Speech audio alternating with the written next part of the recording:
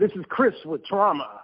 I'm blowing it up with Capital Chaos TV. Hey guys, this is Zoran Theodorovich, a.k.a. the Mighty Z of Capital Chaos TV and Metal Gods Radio.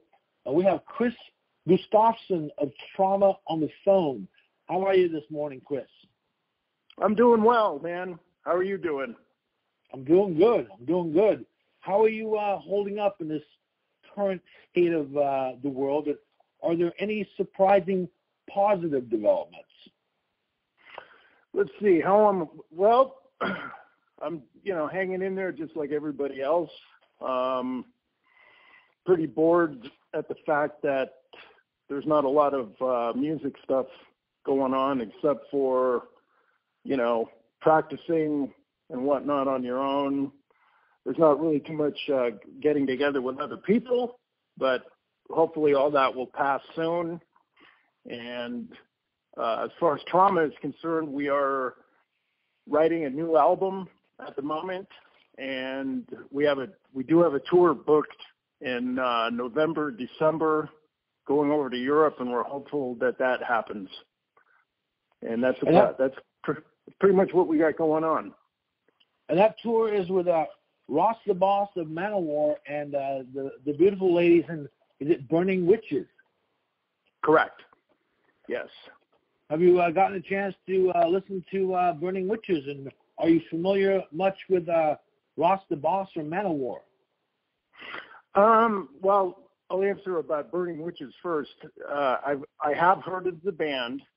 I did watch quite a few of their videos on YouTube and listen to some tracks off their album, and they're really, really good. We're thrilled to be playing with them. As far as Ross the Boss is concerned, listen to a lot of his music. I remember when Manowar in the 80s was around. It's a really, really good band that he's got, and we are delighted to have been asked to be on that tour. So yes, we know about both bands, and we're really excited to tour with those two bands. Yeah, they're definitely the cream of the crop. The new Ross the Boss album is amazing, as well as the Burning Witches, and so it's definitely. I don't know if stepping it up a notch is the right word, because you guys are pretty much an on-fire band live. Thanks for saying that. Oh, you're welcome. Do you feel a little pressure is always good? Is there a little pressure to going out with the bands of these caliber, or you just do what you do and let the cards fall where they may? Yeah, I mean, we're really not worried in any kind of capacity. We're very excited to get on stage and play for people over in Europe and everything like that. We look forward to the opportunity. I think I think overall it's a great package. I think people are going to really like the lineup and all that. But we've been doing this so long. It's none of us are really too worried about who we play with at this point in time, unless of course we were playing a gig which isn't going to happen and materialize overnight or anything. Some huge like Madison Square Garden or something opening up for Iron Maiden. Maybe I would be definitely jittery on that one.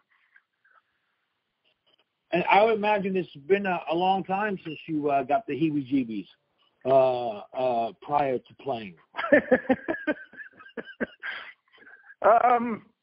It kind of comes and goes, I mean, usually when you, right before you get on before you start playing a gig, you might feel a little bit of that, which I think is it's a good energy. It just means your adrenaline's kind of firing. And how far along are you in the completion of the new album? And are you doing it in-house? Maybe at the dungeon? Well, actually, what we're doing right now is we're coming up with different riffs, different ideas, and we do the file sharing. We swap files. That way it gives a chance for everybody to listen to what's going on. We probably have maybe, we're pretty close to having about 10 tunes right now, pretty dialed in at the moment. There's going to be more. So probably by the time we go into press the record button, we should have about close to maybe 15, 16 tracks. And out of those tracks, we'll pick at least 10 or 11 of them that we'll record and put out. And this record's going to be recorded at Juan Ortega's studio, Trident Studios in Pacheco. He's going to be the guy doing it. Juan does great work. Yeah, we're ultra excited to get in there again. And do you? Well, I guess this will be your first time with him. How do you've recorded? You've done quite a few recordings yourself. With obviously you've done a couple with Trauma, and obviously the other band St. Elmo's Fire. Is that right? Oh, yes, that's correct. Do you just like a formula as far as determining the completion of a recording, determining the completion of a song? Because if there was no, depending on, we could stay in the studio forever, budget permitting. How do you guys decide to walk away from a song? Pretty much when we all feel that it's as good as it can possibly be, and working with somebody like Juan Ortega that is going to be recording it all and mixing it and everything, when he finally says, this is something that really is outstanding, that's kind of when you have to think to yourself, this is as good as it can get for this present moment in time. Not to say that you bring recordings home with you and a few months later you're like, oh my God, man, I wish we would have tried this in this part, or did this in the chorus, or did this in the bridge differently. But I guess to answer your question, you always could fine tune things till, forever and ever and ever. But you finally have to get to a point where if everybody's decided that it's as good as it can be, that's when you decide that, this is as good as it's going to get. So kind of a little hard to determine that. Has there been any reasonable label interest, and what could a label today offer you that you can't do yourself or haven't done yourself? Well, the lucky part for Trauma is we actually do own our own record label that is distributed by the Orchard / Sony. Sony owns it, and we could put music out through them. Basically, digitally only is the deal we have with them. They're not going to make CDs or anything like that. So for us to make CDs or vinyl albums, we usually outsource it to another label. This time around, though, our manager wants to see if there's a company that he can get us involved with to do all of it. And yes, there is some interest from several different pretty well-known labels that may be on board with this. So it's kind of up in the air at the moment, but we should have some kind of news on that sometime shortly. And like I was saying before, we live in an almost heavy metal nightmare at the moment. Yeah. Does it make you want to write songs that are more positive and uplifting? Can heavy metal be in obeying the law, or does it always have to be breaking it? Yeah, that's a good question. I think a lot of times,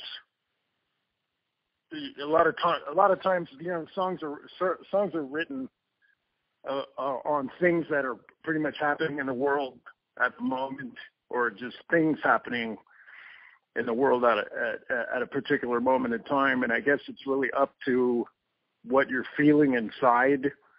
And you could either write something really doom and gloom, or you could write something that's really pretty or nice. It really depends what kind of mood you're in. And then again, the theme of the record that you're going for with a collection of tracks, you try to want to stay within the same theme without drifting off too far in different,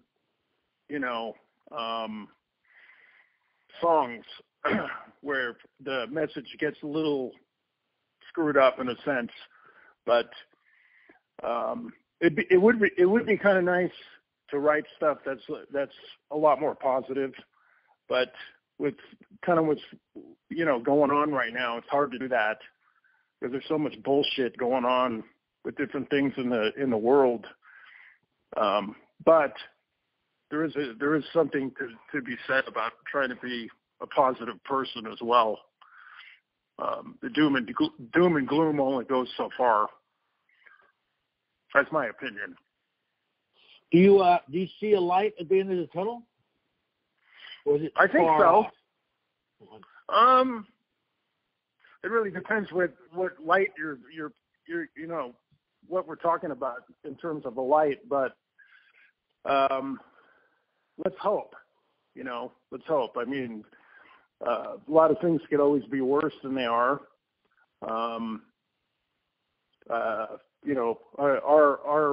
Everybody in the band just hopes that everybody that is going through all this whole epidemic and things, we just hope everything somehow goes back to some kind of normalcy soon, so everybody could get back on track to what they really like doing, including us.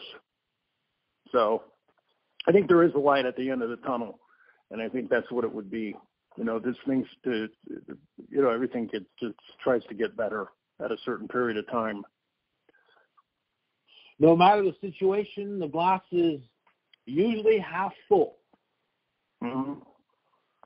Very true. Are there any new bands, artists, or music that we might be surprised to hear that you like, such as Ghost? I do know of that band Ghost. I think they're pretty cool. Their music's is definitely interesting. The way they look on stage is extremely interesting. As far as any other, there's slews of new bands that we do listen to every once in a while. I can't really think of anybody right off the top of my head because we've been in this writing mode with Trauma. So I try not to listen to a whole lot of music when we're doing this. And there's certain reasons why we don't. But to answer your question, there's a ton of really, really, really good new bands that are out there that are carrying the torch for sure. Will there be any covers? Are there any covers that are part of the Trauma live arsenal, if need be? Yeah, we're actually throwing that idea around right now. We have recorded a couple new covers. I don't want to say what they are just at the moment. I'd rather surprise people with that. But I think when people hear what we chose to do, they're going to be quite surprised. But to answer your question, yes. What's new in the world of drums and recording gear? Are you a nerd? Am I what again? Are you a gear nerd? Maybe 50-50. I've got way too many drums than I need at the moment. Matter of fact, I'm considering donating some to some schools just so the kids have something to play on. Quite a few things that I just have that have been laying around for a long period of time that I probably won't use. I try to keep collections to a minimum. Probably the biggest collection I've got is snare drums and cymbals at the moment. But like I said, I would like to give some schools some instruments to use. Do you have any collectible gear? Do you own a snare drum that was used by Keith Moon or anything like that? I don't really have anything that was owned by Keith Moon or anything like that. That would actually be pretty awesome. I came close to almost buying a snare drum one time that was owned by Buddy Rich, believe it or not. But It was quite expensive. And I thought to myself, what the hell am I going to do with this, even if I get it? But I do have a lot of vintage snare drums that are actually I use once in a while that are really, really cool just to have them. I know they're worth some money, especially really old Sonar drums from Germany. Some of those drums, go sell for $5,000 each on eBay. So, they're hard to come by, though. You can't really find them. And in August of 1983, you played at the Eastern Front Festival in Berkeley. It was a Wes Robinson production with Exodus and Large Rocket. At least your name is on the flyer. Do you recall that gig? Did you guys actually play it? That's amazing you're even bringing that gig up. I still kind of remember doing that gig, and the only thing I can think of with that gig is the way the stage was set up. If I remember right, it was that actual flatbed off of a semi truck with the wheels on each end, and that's what the stage was. Nice. I do remember that. Yeah. And, that's about all I remember off that. Yeah.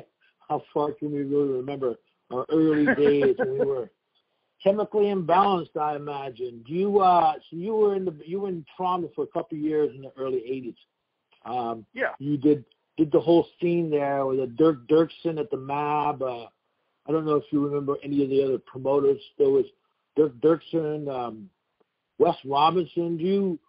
Were you involved in the business aspect of anything back then? No, tell you the truth, no, not really. All the guys, when we were getting gigs at the Stone and the Keystone Berkeley and the old Waldorf and all that, I really didn't know where those gigs really were coming from. So to answer your question, no, I wasn't really that involved with the business aspect of the band then. Did you have a favorite from the scene back then? A favorite venue? Was there one venue that you could care less if it closed or not? Oh, I can't really think of a favorite venue back then. And in this, even though we're in 2020, I still wish to this day they were still open. There was never really any venue that I ever wished that was closed. But the Stone was always really cool to play at. It had a really good stage. The Keystone Berkeley was really good, except there was a stupid pole right in front of the stage. That was kind of in the way of things. But the way the clubs were set up back then, they were actually really, really good. They always had really good sound systems in them. The people that ran them really knew what they were doing. The sound guys were really, really good. And that's why there was I think that's what helped the scene back there. You'd know when you went to a show in any of those places that the sound would always sound really, really good. So, they didn't, the clubs back then, it's not like they cheaped out with mediocre sound systems. I mean, they cranked. I remember seeing Kiss play at the Stone when they came, even though they brought some of their own gear, and I swear to God, I thought they were going to blow the windows out of the building. So, yeah, it was unbelievable. Wow, Kiss at the Stone, amazing. Yeah, they played at the Stone right when Eric Singer joined the band. They wanted to play a string of club dates to break them in a little bit and just fine tune things, and that was one of the venues that they did it in. And it was mobbed, as you can imagine. Oh, but, yeah. The sound was unfreaking real. I think my ears are still ringing from that, to be honest with you. Oh, man. Yeah, I used to bounce at the Stone. I worked there for about 6 months in 88. So. Oh, okay. Then you know. Yeah. It was a great sounding place. Oh man, you know they all sounded really good. I mean, I played a ton of gigs there. I played at New George's a lot, and Marin. You know, Marin actually had a really good scene during the '80s too, and a lot of people forget that. But you know, New George's was actually a really good club. I played in a band, not Trauma, but other bands, playing with like the Outlaws. A lot of gigs with Pat Travers. That was in Santa Fe. Elvin Bishop. Right? Yeah. Yeah. And then on some given nights, you know, Neil Sean would come in and hang out and jam with bands and whatnot. You know, he'd sit in and play. So there was a huge scene that's going on in Marin back in the 80s, but it's like no longer exists now. Yeah, things change. It's just the reality of things. We get older, we move on. I know. Robin Williams used to live up there. Obviously, he's no longer with us, but he used to live up there, and he used to just stroll on down and do some sets at the comedy clubs in the area. Obviously, Sammy Hagar. I don't know if Sammy Hagar still lives up there, but you know, there was a time when everybody lived in that little area, and everybody would go out, you know, eventually, and join in on a jam or do a comedy set somewhere, and ultimately we all move on. I know you lived in Daly City, and now you live up in the Sacramento area where you spent most of your life, I take it. Well, no, I never lived in Sacramento. I live up in Lake Tahoe is where I lived. I also lived down in the Bay, too, in Lafayette, so I kind of go back and forth. But, okay.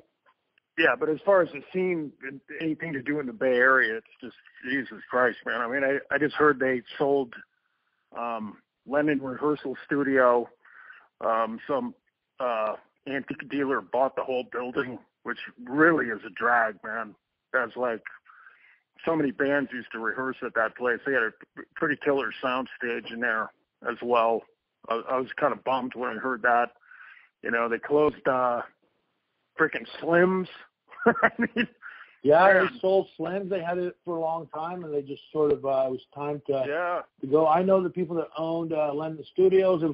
They just got a little older and wanted to retire and stuff. Yeah, I mean, I get it, but it's just so weird. San Francisco was such a hub of things for so many years, and it just like you know, not anymore. Everything. Nope. Not even close, man.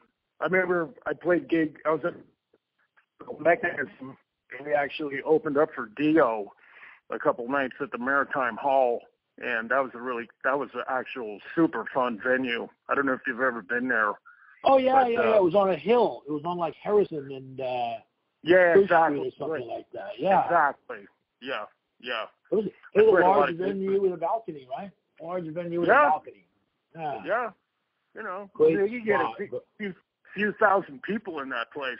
Yeah. Well, thank you for taking the time to talk to me. I hope to see you soon. I think the last time I saw you was at Toots, right? Toots was the last Yeah. Exactly. Yep. Well, hey, man, I really appreciate your interest in trauma and all that. We really super appreciate it.